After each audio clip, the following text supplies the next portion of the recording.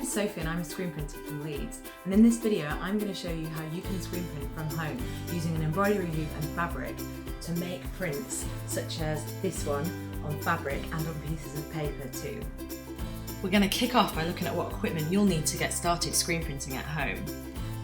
Everything you need is on the screen in front of you. We're going to start by looking at this organza fabric. You only need a small piece to get started, but you might want more as you go on if you want to create more patterns. Next up, we've got a hard piece of cardboard. And it's really important that this is thick enough to be able to spread the ink later on. We also next need a brush, a teaspoon, a pencil, some scissors, an embroidery hoop, paper, of which you'll need about 10 sheets to get started, but you might want more. And we've got some slightly more specialised equipment here with some Mod Podge, which you can use PVA instead, and some screen printing ink as well. This has got some special medium in it, so it's slightly different to normal acrylic paint. Next up is all about getting your screen ready. So to get started, you'll need your hoop and your organza fabric, cut to the right size, which is just a little bit bigger than your hoop, as you can see here. Trap your fabric inside and tighten the screw so it means the fabric gets tighter within the hoop. What you need to do is then go around the edge and pull lightly so that you're not ripping the fabric, so you can get that fabric as tight as possible so it's like a bit of a drum when you've finished. Stage 2 is all about designing your screen. So for this you'll need a piece of paper, your hoop and a pencil. The best way to make sure that your design is the right size is to tuck your fabric in and draw around your hoop with the pencil. And I recommend keeping your design in this middle bit as it will be easier to print with later on. Now is the time to draw out your design. I've gone for these basic shapes as I love shapes, but also because it's good to have a bold pattern that's not got too much detail at this stage, so when you're painting the glue round later on, it's a lot easier to manage. Once you've got your design ready, it's time to transfer it onto the screen. With that drum side of the fabric down, use your pencil to trace through onto the fabric. This can be a loose outline as long as you can see it when you're painting the glue on the next stage. Next stage we get to make the stencil out of glue. So you'll need your fabric hoop, the glue and a brush. It's best if the fabric can face you so that you're not getting glue on the surface you're working on. So pop it facing you with that drum side up and get your glue ready to start painting around your design. Start painting around your design and avoid the bits that you want in colour later on your print. So for me this is painting around the edges of my design and carrying on going until all of that area is completely covered in glue. Make sure you're popping on quite a bit of glue, but not too thick, because we'll want to come and revisit it later on to make sure that it's spread evenly. The purpose of this is to make sure that no ink gets through later on when we're screen printing. So make sure that you're going right up to the edges and try and not paint the wooden frame, because it'll be quite hard to get that fabric off later on if you get too much glue on the fabric hoop itself. Once you've gone right up to the edges, flip it over and have a look. There'll be some really lumpy bits here, this is totally normal, but just use your brush and work them out, just spread them out so that it's nice and smooth. Now you'll probably have to flip this quite a few times from one side to the other and back again to make sure it's as smooth as possible. And you might have to remove some just to make sure it's as smooth as can be. Stage 4 is leaving your glue to dry. So if you're impatient like me, you can put it on the radiator or in front of a hairdryer. And once it's done, stage 5 is going over it again to make sure that there's no holes that any ink can get through. And what we're looking for here is tiny pinprick holes that are in that body of the glue. The only bits that you want here with no glue on are, for me, shapes, or for you, your design. It might take a few going over, so you might need to go over a second or third or even fourth time just to make sure that it's absolutely covered so that no ink can get through. This next bit is the fun bit, so we get to do the printing and adding the colour so you'll see your design come to life.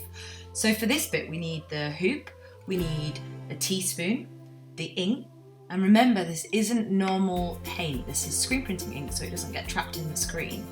Next up, we need our cardboard, our thick cardboard for spreading the ink, ideally the size of the design as you can see here. You can do this with an old debit card, but I prefer the cardboard. You also need your spoon and your paper. Now, if you want to experiment here, some cotton fabric can be nice to print onto. Make sure it's ironed and cut to the right size before you get started. Now we're on to the exciting bit. So get your ink ready and your spoon, and spoon out the ink onto the part which has the largest amount of glue surface available. This is called a little well of ink that we're going to use to do our screen printing. Pop your first piece of paper underneath and grab your cardboard, which should be close to hand. Our aim here is to drag this ink at the top from the top to the bottom, making sure that our design is fully covered when we drag the ink down. Now what we need to do is hold this down really firmly with one hand, and then in one swift movement, pop your cardboard on about 45 degrees from your screen and drag that down quite firmly so that your design appears on your paper, as you can see here. Next up, grab your next piece of paper and flip your screen around so that well of ink that we talked about is at the top, so it's ready for you to pull down with your cardboard again. And just take another drag of the ink through. If you notice little marks outside your design, you can patch these up with masking or parcel tape. And once you've got the hang of this, you can do this as many times as you like. This next stage is completely optional, but if you do want to try and experiment, you can also print on fabric using the same technique as we've just gone through. The only difference is that you need to iron the fabric and tape the fabric down using some parcel tape first. If you have a big piece of cotton, it can be really good fun to print repeat patterns on fabric, like you can see here, but be careful to print alternates first and pop it under the hairdryer to make sure they dry before you do the ones in between. If you want to keep your pattern the same way up, just make sure you scoop the ink to the top so you can get the best effect when using the cardboard to pull it through the stencil.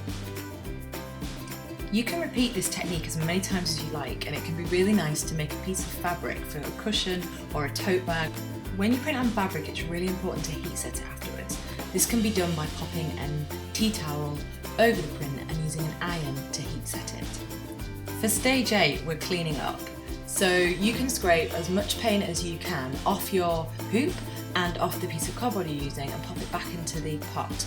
As you can see here, there can be quite a lot left for another project in the future, so it's best to save it. Now at this point you might be super happy with your design and ready to finish. You can keep your design how it is, or you can draw on it like I've done here. But if you do want to go one step further, you can look at stage 9, which is printing layer 2. Layer 2 is a rerun of the technique that you used for layer 1. The difference being that you can use your existing print as a guide for where you want to have colour on layer 2.